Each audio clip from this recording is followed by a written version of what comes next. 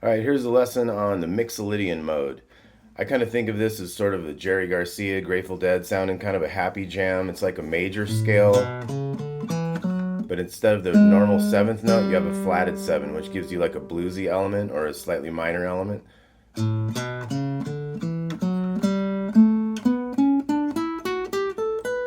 that's going to be the kind of main position we're going to work out of to start with.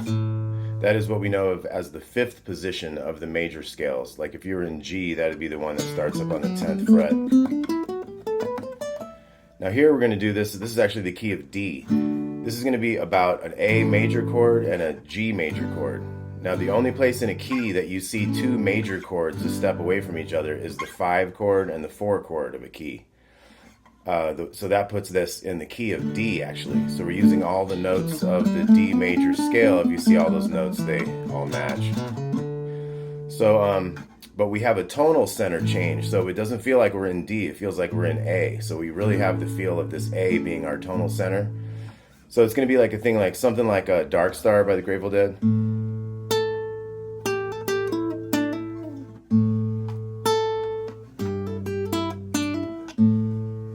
A to G.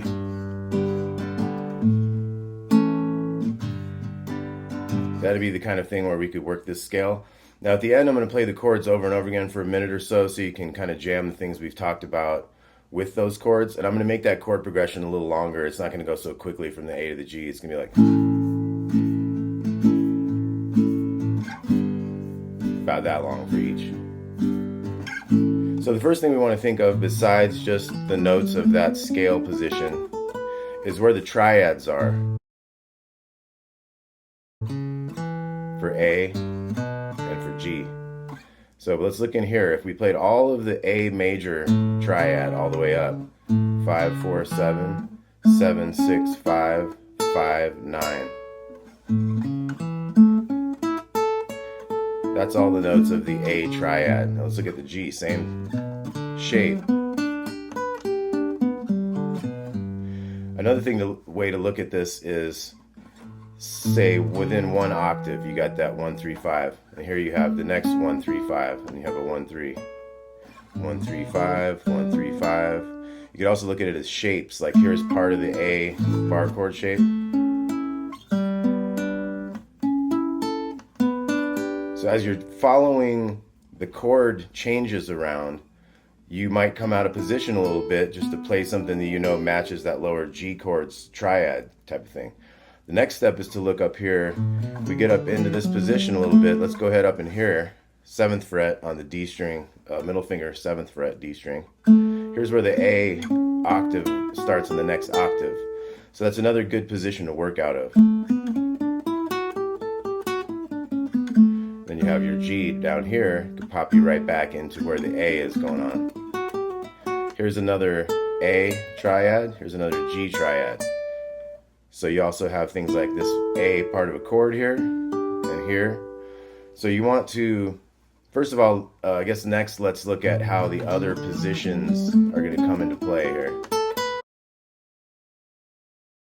So if this is what we knew of as like our 4th position, our 3rd position is this: 2, 3, 5, 2, 4, 5, 2, 4, 5, 2, 4, 2, 3, 5, 2, 3, 5. That's your 3rd position. And in this case, we are using it as the one below kind of our root. So it's kind of like acting as if it's a 5th position, but we know that one as the 4th position. So one more time on that one.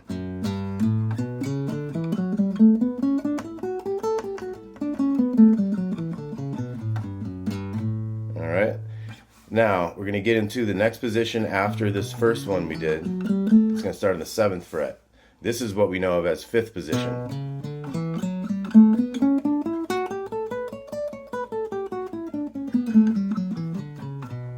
Okay, then if we look at this one, we know as 1st position, but it's got this little added note here before the root, what would normally be the root, because we're in the key of D, so this is our D.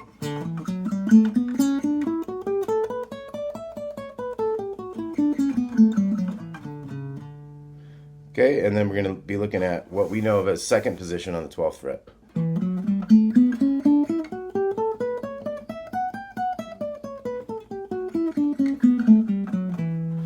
Okay, so you got all your positions. Now I'm going to play those chords a bit for you so you can practice some soloing. Also, we always talk about, we always start at like bass notes on this kind of stuff. So what if you look at your position again, get your notes in your head there. What if you started on this high A down here when you start doing your soloing?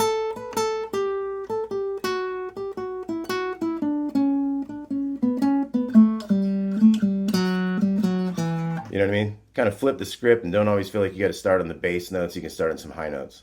So here we go. Let's do a little jam along there. Think about where your A triads are, your G triads, and try to match those sometimes to the chord changes if you can. So here we go. 2, 3, 4.